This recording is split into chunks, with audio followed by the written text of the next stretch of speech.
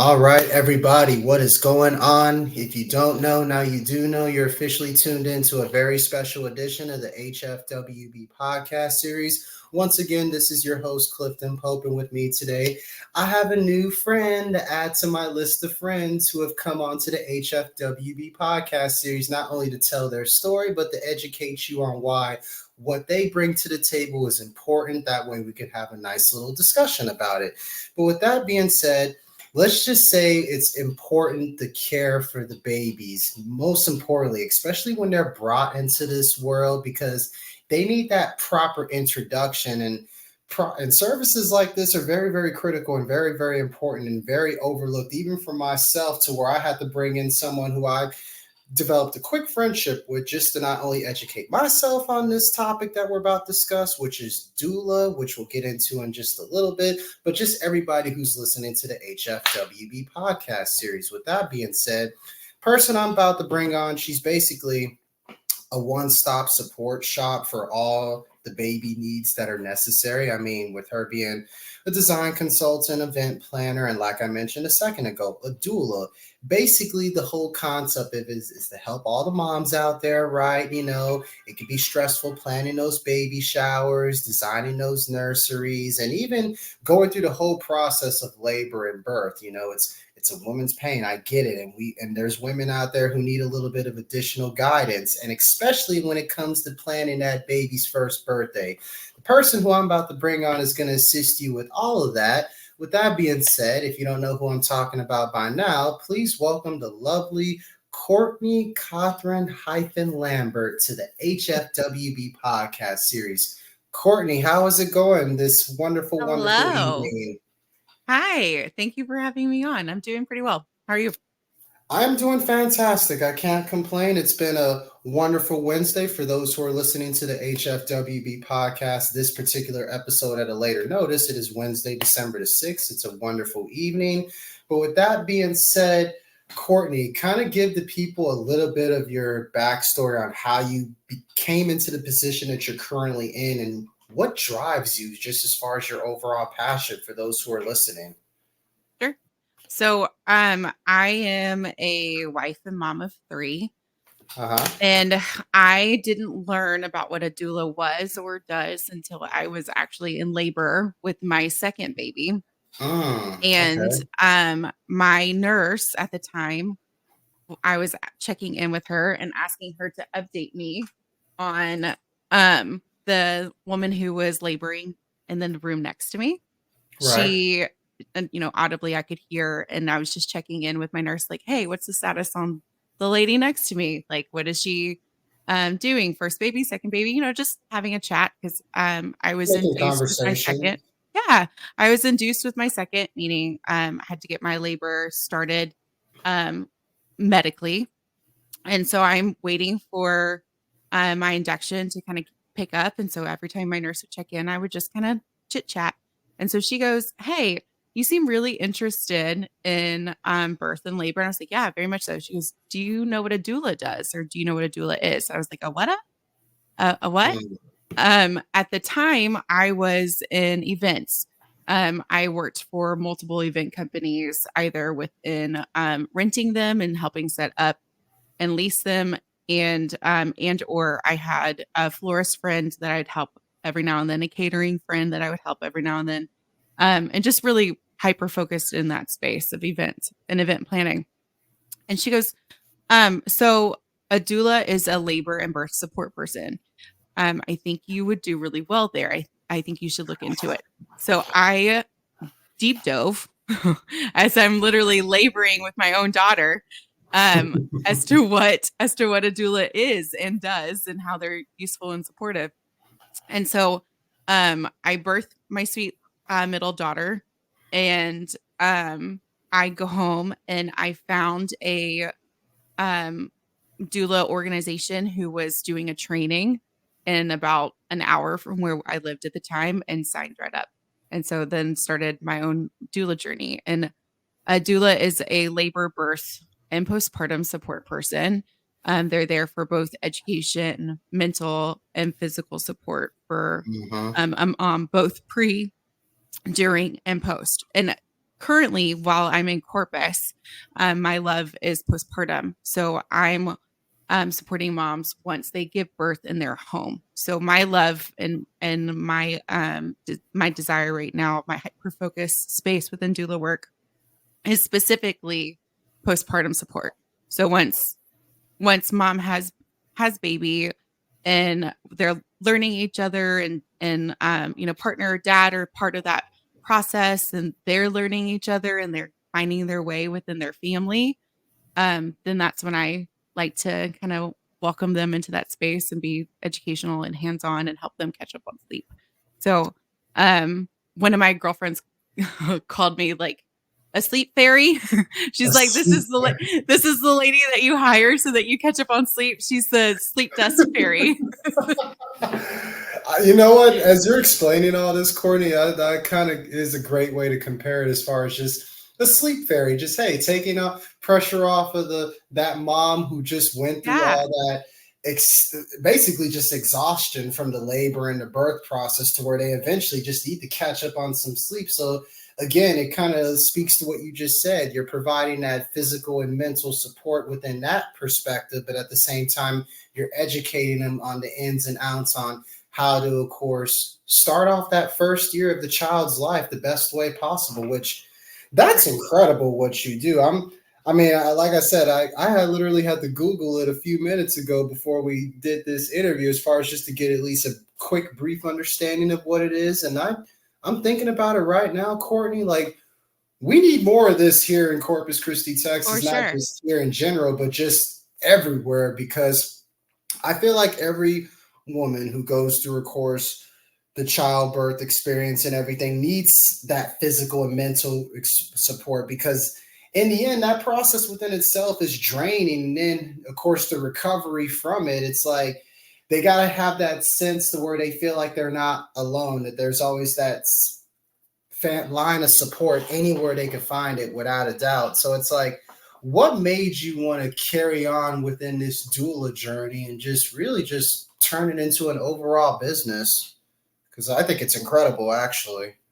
So thank you. I appreciate that. I appreciate also the fact that you deep dove to find out information on what a doula is and what they do. Yeah. For sure.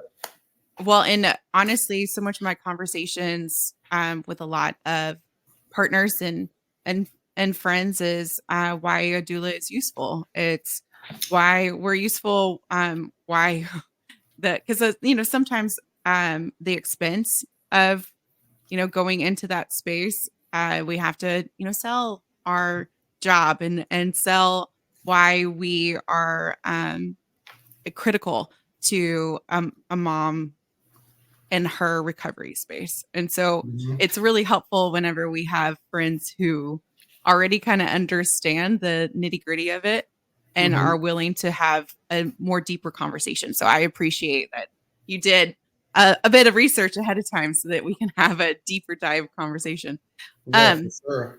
So, and I'm sorry, I went on a tangent and totally forgot about the question that you asked. What was the question? No, you're good. You're good. It's like, as far as you just providing that reassurance, that encouragement, as far as just helping out with the course to mom with, changing positions, breathing, massage, relaxation, what made you want to turn this into an overall business, so to speak? Like, where did that spark come from, for instance? So specifically, all the details that you have in that space, all of those are associated with birth. And so that's a little outside of what I'm doing currently. But as far as like what drove me into like the doula space, not only between talking to my nurse of my second birth, but also realizing that my births could have been significantly different if I had hired a doula. On top of, I know what it's like to not have support. I mean, my husband can do so much, but outside of that, I don't really have a whole lot of female family members that I'm either super close to or are heavily involved in our lives. They either live out of state or just we're not just super close to it. Just sometimes you don't click even with family members. Yeah. And that's not against them. Nothing held there, but most of my friends became my family, and there were at the time, I was kind of one of my the first in my friend group to get married and have babies. So I didn't really have a whole lot of resources to lean upon. I can't tell you how many times I turned to a Facebook mom group and was just like, help, what do I do here? I'm so confused. My mom is deceased, and so I didn't have her to chat with. And my sister-in-law at the time didn't have any babies. So it was, I had my mother-in-law, but I didn't want to be like every 5 minutes. So what does this mean? So what does that mean? So yeah, what you does didn't this want to mean? What does pressure that her mean? with too much. Yes. Right. Well, and then I didn't want somebody within our immediate family member going, are they really content and confident and comfortable in this whole motherhood space? Because a lot of motherhood is judged. A lot of people are super critical and super judgy on parenting choices and motherhood in itself. And so I didn't want to be criticized or judged or had my lack of motherhood or my motherhood choices, looked upon in that space. So Right. I was really wanting to find somebody that I could trust and lean into and be like, hey, I have the most basic question, but I don't really have somebody that I can turn into. And so, I did that with like random Facebook friends. So many of my random Facebook friends helped me with my my firstborn. And then I just kind of doing more research into doula work and finding out what doulas do just led me into a space of like, hey, I could have used this for myself. And what would I want if I was in someone else's shoes? What would how would I present that? What would be most useful and educational, and how would I feel more prepared if I was to have had done this again? And it was really just kind of I feel partly a God calling, and then secondly, it's truly a mark on my heart of motherhood and making and helping other mothers feel like they're not alone, because it is very isolating, and it can be very hard on your emotions and your physical and mental space. And so I don't want moms to have to walk through that by themselves. I love that. And you just touched on a very important point too as well.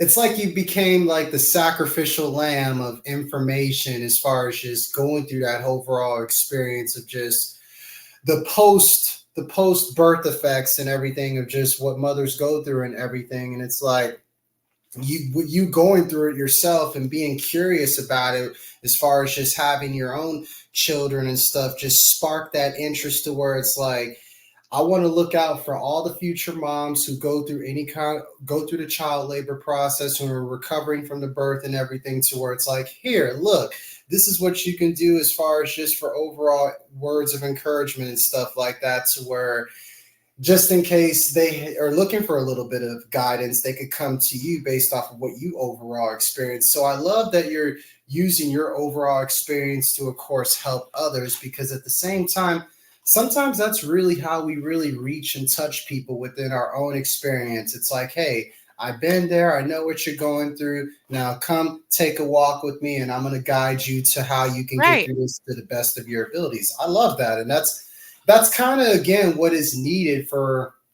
especially moms who especially maybe even just had their first child and they don't know what to do. They don't know what kind of space or what kind of position that they're getting themselves into. And you just touched on another thing. They could feel lonely, especially if they're having issues with the father of the child and they're going their separate ways. So I feel like doulas will come in handy tremendously more than ever. And I feel like I'm surprised there isn't more doulas again, and just in this area too, because I feel like.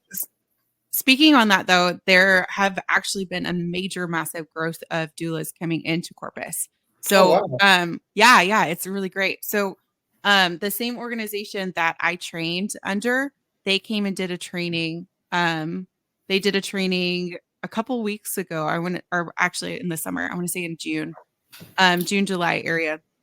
They came in and trained roughly 7 to 10 doulas who are now, not only 4 of them have decided to go into doula work. A lot of times people will come in and do the training and want the education, but not necessarily consider themselves or call themselves a doula. Right. And so they want the, more hands-on education space of that. And then on top of it, sometimes they come and do a training, and we'll also do something called the Bradley method. And that's a training for the partner specifically. The Bradley method training teaches the partner or husband how to kind of be a stand-in doula, is the best way to put it. And so sometimes, partners will come together and do a doula training so that they have more of that experience to then take into account whenever the mother is actually laboring. But there's some arguments behind that. When you're actually in labor, mentally, a lot of times dealing with the pain and trying to process everything that's going on, you're not necessarily thinking as clearly as you would want to outside of labor. And then if you have a partner who, is very hands-on and loving, they will, sometimes have a hard time processing what's the best way to help you in that moment.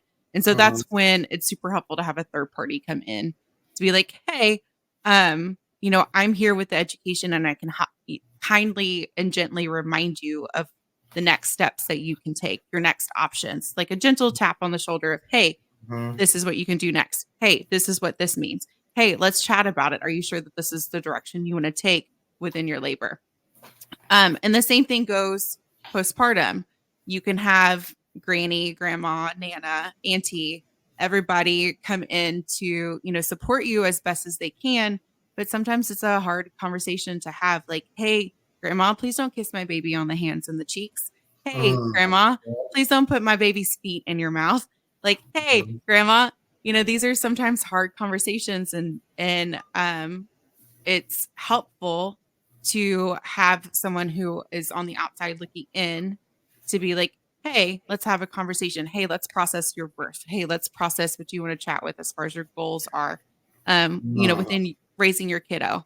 Like, what are your desires? Where does your heart lie?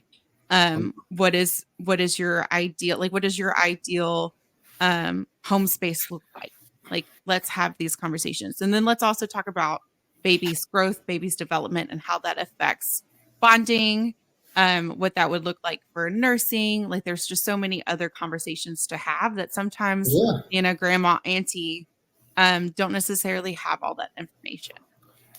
That is perfectly well said. And I'll add one more thing to everything you just said. I mean, we don't have it all figured out at the end of the day. We don't have all the answers. And at the same time, Courtney, we don't even have the questions to those answers yet. So that's what makes this process much more enjoyable as far as just like the milestone achievements within the journey and everything. And speaking of your overall journey, Courtney, is there like a particular client that you deal with, and I know you have plenty of clients based off of what your overall experience is there one client that stands out to you that basically solidifies that the journey that you took as a doula is fulfilling to your overall self as a person? Is there one that stands out to you? It's not just one. It's honestly all of them. There's been a single moment with every single one of my clients that has solidified that this is the space I'm supposed to be in. What's one that you could think of that you'll never, ever forget that you could think of, boom, off the top of the head? Right off the top of my head. Yeah. So even within, I'm one to fully believe that even within your bad experiences, you can learn from it, right? And there's also sometimes that there will never be personalities that fully click. And I'm the first one to admit ahead of time that, hey, my personality can be really intense at times. And for the most part, I take, criticism in that space of like, hey, do you mind like taking a step back? For the most part, I can. But sometimes I struggle in that space of like, oh no, they hate me. I'm so misunderstood. I'm just trying to get my point across. Right? Right. Well, I have ADHD. Surprise, surprise. But within that, there's a rejection syndrome. And so like whenever someone has a little teeny tiny critique, you take it too hard, even extra of like, oh no, I'm awful. But I've got those moments once or twice. Right. Right. Well, I say all of that to build up to this story. I have a client currently who is fantastic. And if I had my like cream of the crop, it would be this client specifically. Okay. But I love clients who feed me. They provide all of my favorite snacks. I'm there, I'm there all night sometimes. And so a lot of times my food intake happens at nighttime. I try and eat a decent meal before I head out there, and I'm working, 5 to 8 hours a night. And so, if I get sleepy, the only thing I try and do is like eat something light to just kind of wake myself back up. Right. But I tell all my clients ahead of time, like, hey, if baby's fed and cared for, all of the duties are done, like dishes, sweeping, kind of picking up what's needed to be done, then I'm going to try and nap if I can.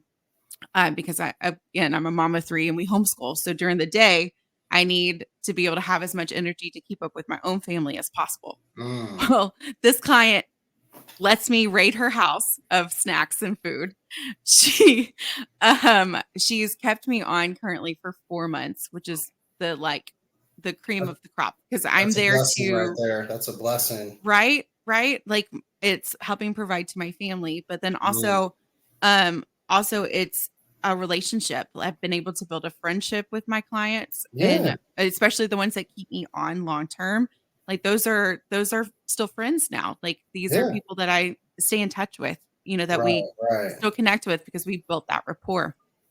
But this client specifically was struggling with some postpartum anxiety and postpartum depression, and just really overwhelmed with their birth experience. And so she has repetitively said to me over and over again, she goes, my recovery would have never been the same without you. I would have never been able to get to feeling like myself if you hadn't been a part of my team. And that's beautiful. It's beautiful. It's a wonderful thing to hear. It's reaffirming. It's definitely one of those okay, God, I hear you type situations. Where it's like, all right, this is what I'm supposed to be doing. It is something, even though it's hard, I miss out on time with my family. I miss out on sleep because, I'm the nighttime fairy princess. Wait, what'd you call me? Nighttime fairy, sleep princess. Yeah. Sleep time fairy. Sleep time fairy. Yes. Sleep time fairy. Well, she kept throwing in princess in there too. And I was like, it's not a princess. It's like you're a Fairly Odd Parent, Courtney, granting where's my wand? Wishes. Where's my wand?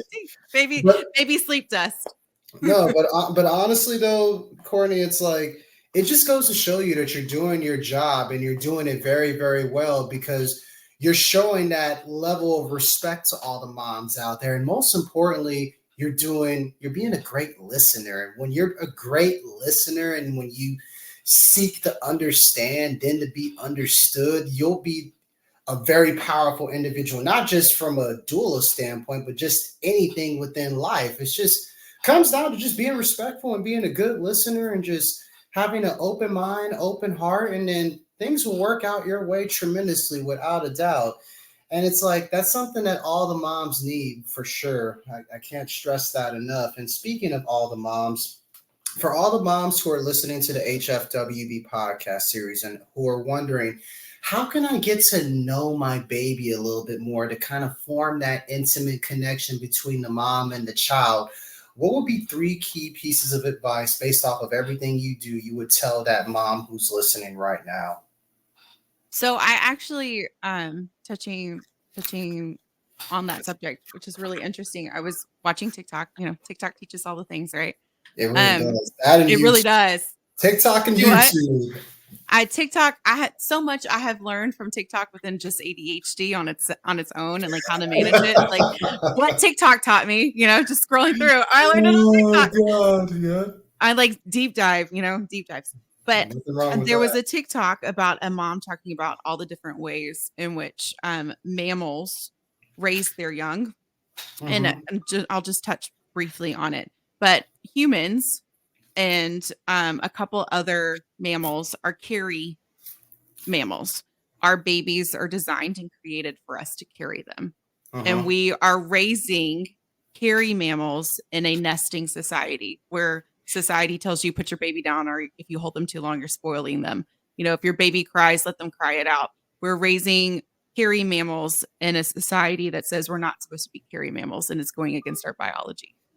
And what I would tell a mom who's struggling with bonding with their baby is, it's going to sound insane and crazy, but you strip the baby down to just a diaper, put the baby on your chest and carry them. Hold that baby, do skin to skin, keep that baby close to you, smell that baby. So much of babies' hormones and scents come out at the top of their head. So if you put them close to you and you smell them, it creates a biological connection. And it tells your body, especially if you're breastfeeding, it tells your body, hey, time to make some breast milk for this thing that I'm holding in my arms that I made. That's good to know, actually. It makes our biology become stimulated. That's why it's really important, if you are breastfeeding, to do skin to skin as often as possible, especially early on. And then let the baby kind of be close to your breast and your nipple so that they can, on their own, kind of wrestle towards the breast and practice feeding, and then just to feed as often as possible. So much of the postpartum space is legitimately, especially if you were breastfeeding, is legitimately making that connection with baby and boob, and learning those signs and learning how to feed from your breast, and getting through some of those hiccups that you might come across. And then the other side of bonding is carry your baby, latch your baby often, and wear your baby.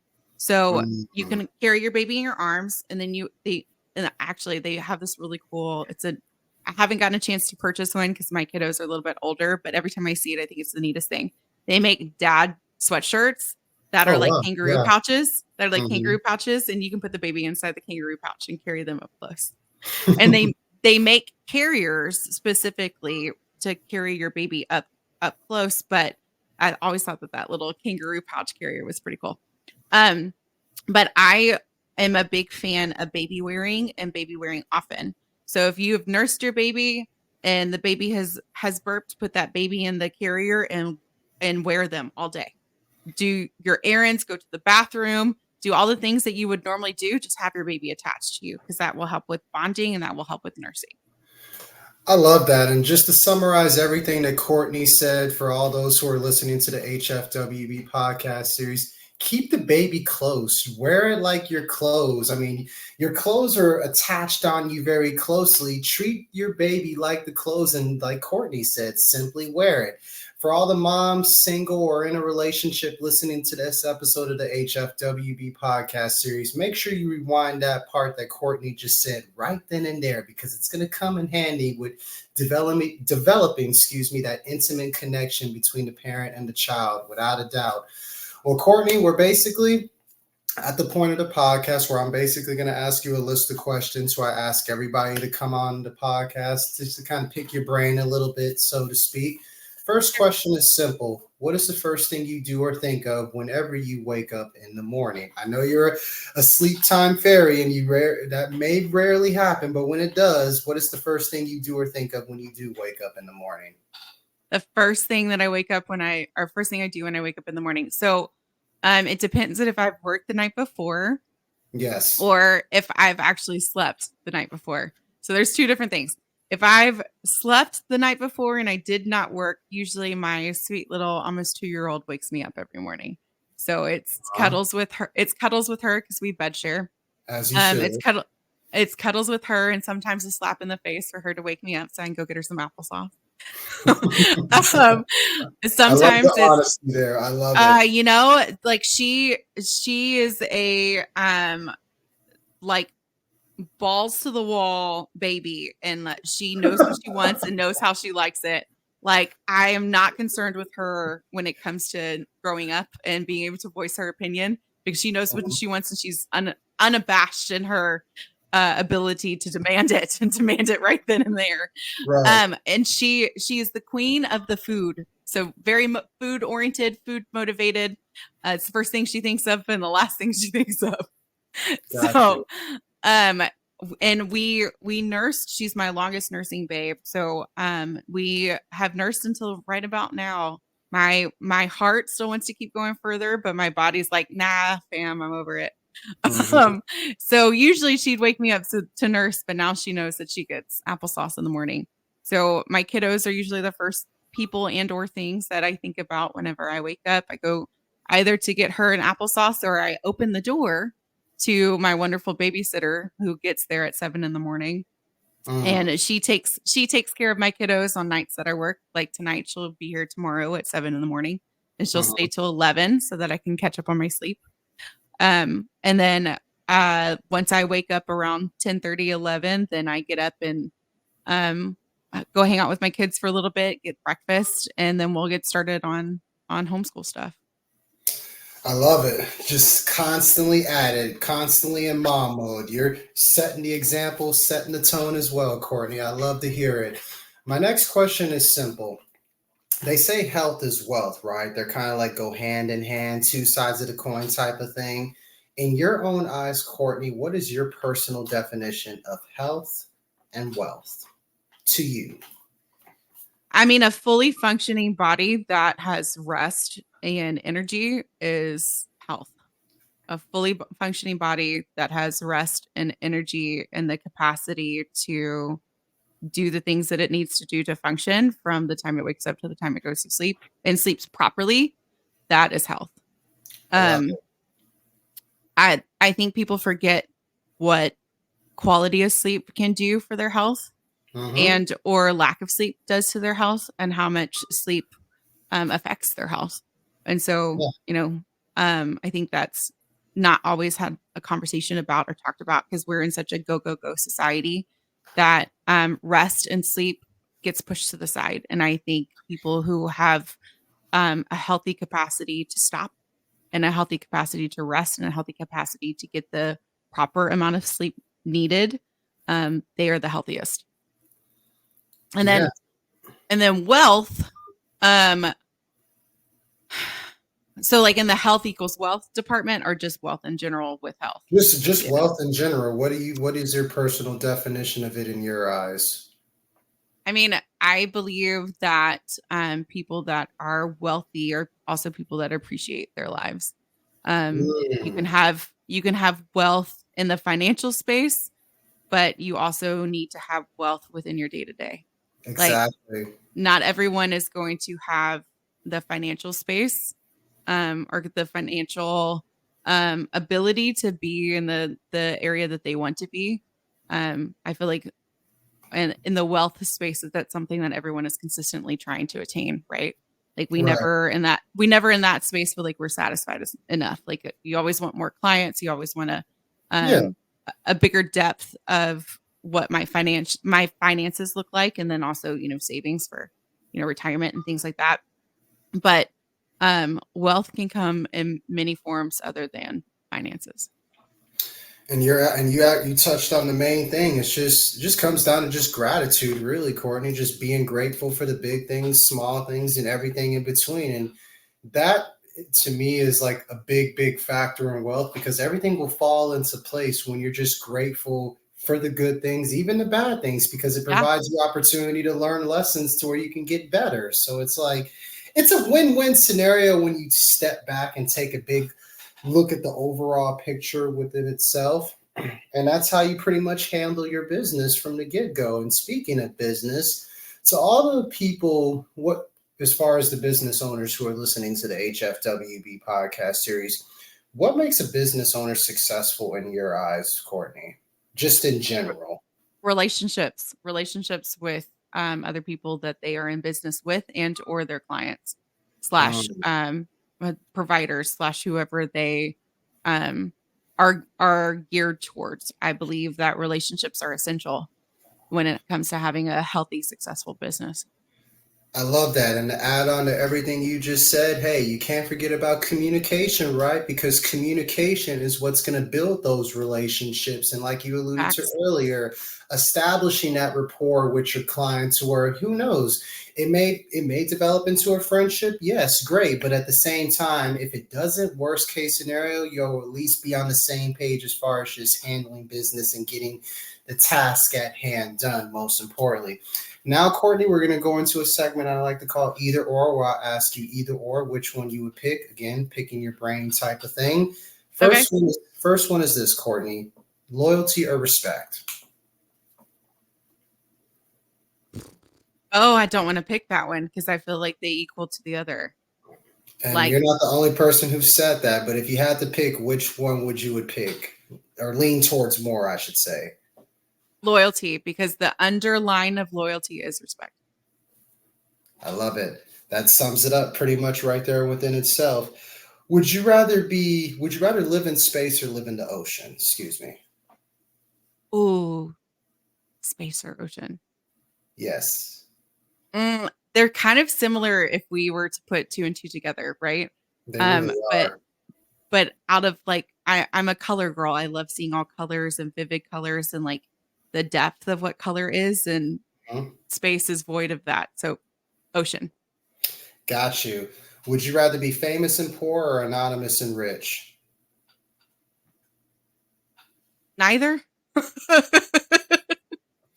If you have to lean towards one or the other, which one would Neither. you say? I don't want to be famous because I don't want people digging into the background of my history and things like that. No, hard pass on that. And then I feel like financial richness comes with a lot of baggage. Like there's other weights that will come with your anonymous riches that if your immediate family found out, or even just immediate friends and those connections, if they found out, like there would be a different type of relationship status type deal. But if I was anonymous and rich, I don't want to be famous. No thanks. I don't want that lifestyle. That's fair. That's fair without a doubt. Would you rather have unlimited free meals at your favorite restaurant or unlimited first class tickets? Free meals all day. Feed me. Feed me. That's how I know I'm loved. Especially when you love your snacks. That's exactly. Right. I know somebody loves me when they buy me a meal. Like, yes, feed me all day. Then I can save all the money that I didn't spend on my meals and go traveling. So yes, feed me. Yes, yes. Would you rather dance to every song or sing to every song, Courtney? Oh man, you have to pick? Yes. If you have to lean, what would you like, singing or dancing more, for instance? So I've done both all of my life. Okay. I was in choir as a child and growing up, and I was on dance team in high school. That's really hard because singing is so fun, but I think I'd have to pick dancing. Because if I couldn't move my body, I think I'd be sad. Hey, it's like I always like to say all the time, Courtney, what's health without movement? And dancing technically is moving your body. It's movement. That's right. It really is. You know, I mostly just really sing in the car and in the shower. So it's okay. I can skip out on that. I can whisper the song.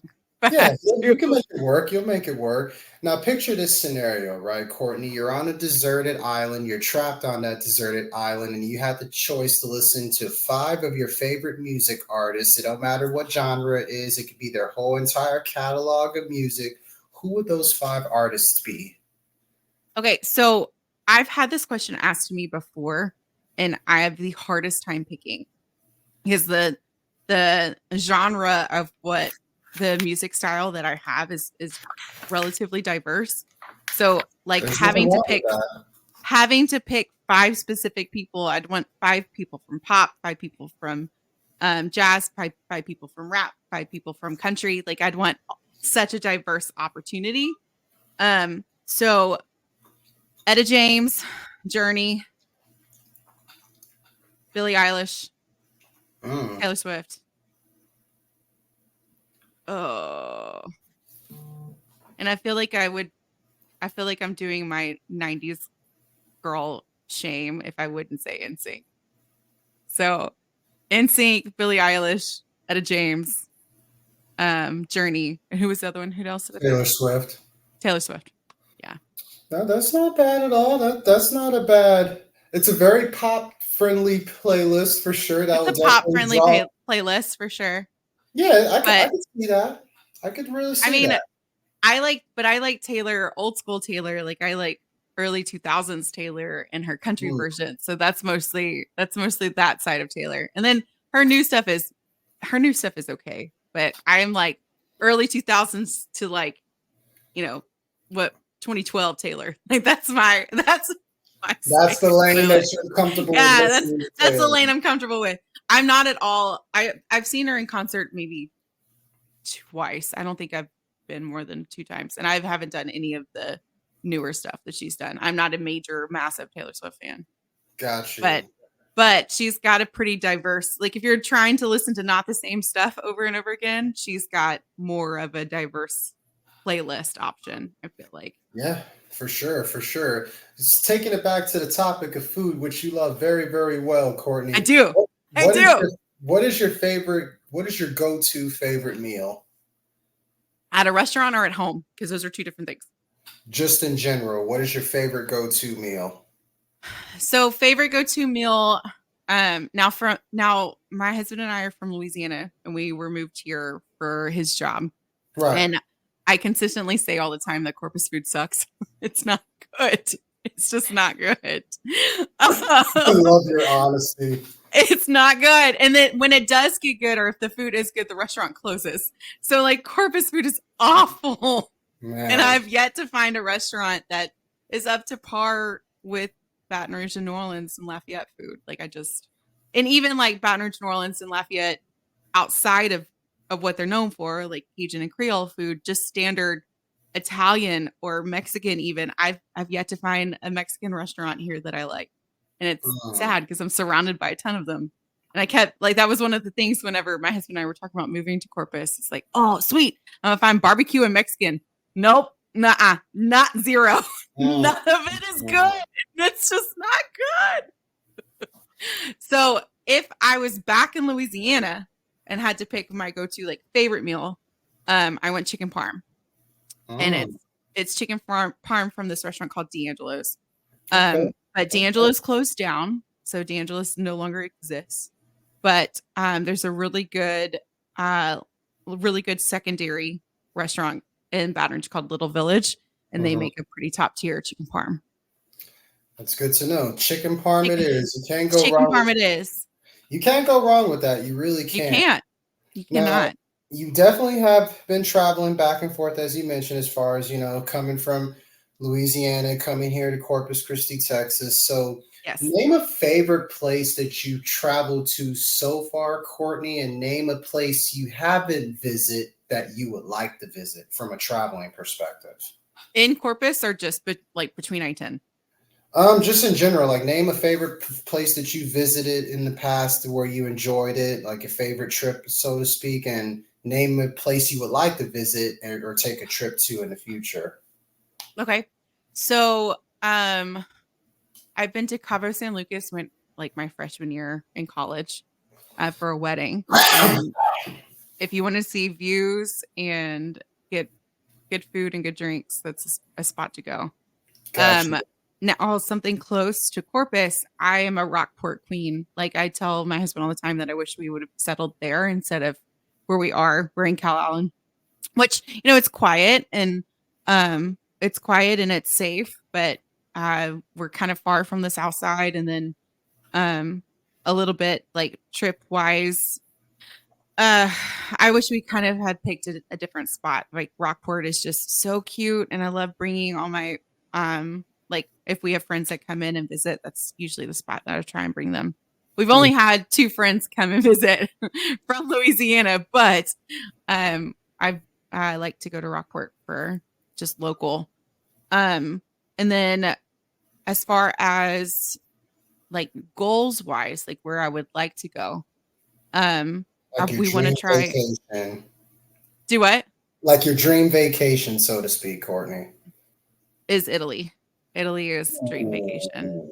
Yeah. I would love to. I'm with you on that one. Yeah, you want to go to Italy?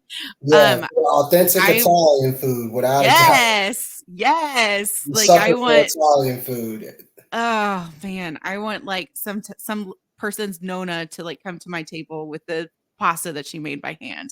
Like Yes. that's what I want. I want to do that. Yes. Well, and one of my favorite movies, and this is going to show my age, but one of my favorite movies is Under the Tuscan Sun. And I would love to buy a villa and just retire and die in Italy. I love it. I love it. Yeah.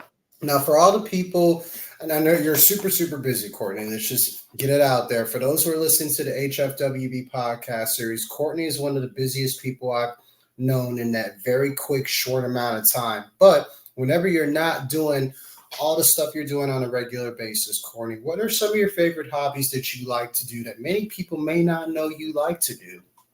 Ooh, that's a good question. I like that. Karaoke. I like to go do karaoke. I've only gotten a chance to do it a couple times in Corpus, but I'm consistently trying to find the right spot. And then I don't like to go by myself, so like I'm not going to be a karaoke queen alone. Like I want to have some friends. There's that go some level of awkwardness that follows. Yeah, that. Like let me go sing and then come sit back at the table by myself. Okay, cool. No, I'm not gonna do that. But and then my daughter has reaffirmed my love of coloring, and so buying markers and crayons and coloring pencils and coloring books and sitting down with her and scribbling away. But she has a tendency to want to do it every single day, and I can't say that that's something that I want to do every single day. And then my new favorite hobby that I'm trying to get better at is saving. Is creating financial wealth. And I am currently trying the end game for everybody in this world of entrepreneurship and business ownership. That's for sure. Is financial wealth and financial peace. Like I want to get out of debt and try and not accrue it as much. And work on that space of more financial security, financial peace, savings. I'm trying the cash method of like envelopes, the cash and envelope method, trying that space first and seeing what I like about that. My husband already has retirement with his job, but I don't really have anything separate of that. So I'm trying something in my own space of with my own financial goals outside of our family and his financial goals. At the end of the day, like I mentioned earlier, financial freedom is the end goal as far as just anyone who within entrepreneurship and business ownership, without a doubt. Last question for you, Courtney, before we wrap everything up. Imagine yourself going back in time, right, and talking to yourself, say, 10 years ago. What would you tell yourself in that exact moment? And at the same time, with everything you have currently going on, where do you picture yourself in the next 10 years? Ooh, these are the hard questions. These are the like actually sit down, make you think. Like put your dreams in action questions. I like those. 10 years ago, I would have said, slow your roll, girlfriend. You don't have to date every single person you meet. Oh man. So 10 years ago, so my mom died in 2009. I had a broken engagement in 2011. And so 2012, 2013, I was a wild child who was just trying to recover my heart. And so I would have said, slow down. You don't have to date someone to get over someone. And then I would have said, your husband's only a couple years away, so just be patient. And then for what was the other side of that is 10 years. Courtney, where do you see yourself in the next 10 years? 10 years. So goal is if we end up staying in Corpus, which I don't know if Corpus is our forever spot, but it's a right now spot. And my space of like goals and dreams, I feel like it can really grow here. That it's a space that could really take off even more than what it kind of already has. And I'm ever so grateful for it. I'm grateful for the families I've met that have connected me to other families because word of mouth is your best marketing tool. Truly. Truly, word of mouth and personal experience is the best way to get a new business. Like I will never, ever change my mindset on that. So, but 5 years from now, I would like to open up a 24/7 nanny babysitting doula company that provides child and family services for 24 hours throughout the day. Wow. And that would be because I feel like I feel like babysitters and nannies are so hard to come by in Corpus. Like, and you would think it would be a lot more diverse, being that we have colleges and college campuses so close that we'd have more options for babysitters and nannies, and or, you know, high school students who are willing to, you know, grow in that space, but we really don't. And if someone has a good babysitter or nanny, they like lock in and they don't let them go. And I would like to provide that service where I do the processing of getting to know the potential babysitter or nanny, like doing a background check on them and certifying that I would trust them with my own kiddos. And we've actually like done work together to where I'd be able to send them off to go to other families.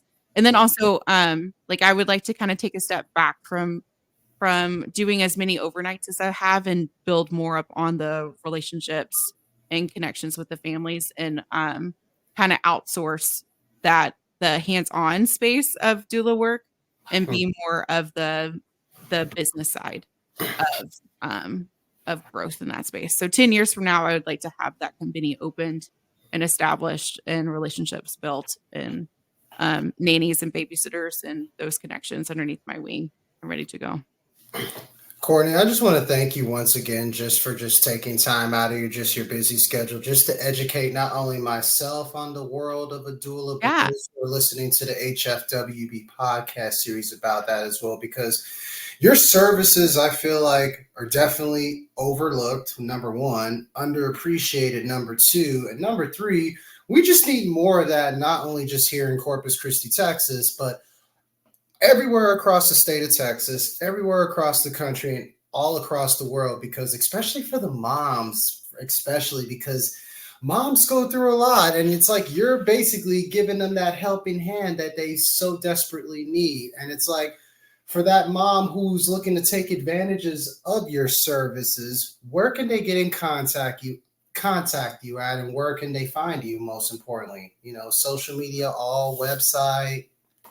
So I have a website. It's still being worked on. I'm not in love with it yet. So my website is constantly being updated, which actually, if you have a marketing team that you like to use, send them my way, because I would like to hire someone. I know a couple people to work that out. All right. But I usually find most of my clients either through Facebook or Instagram.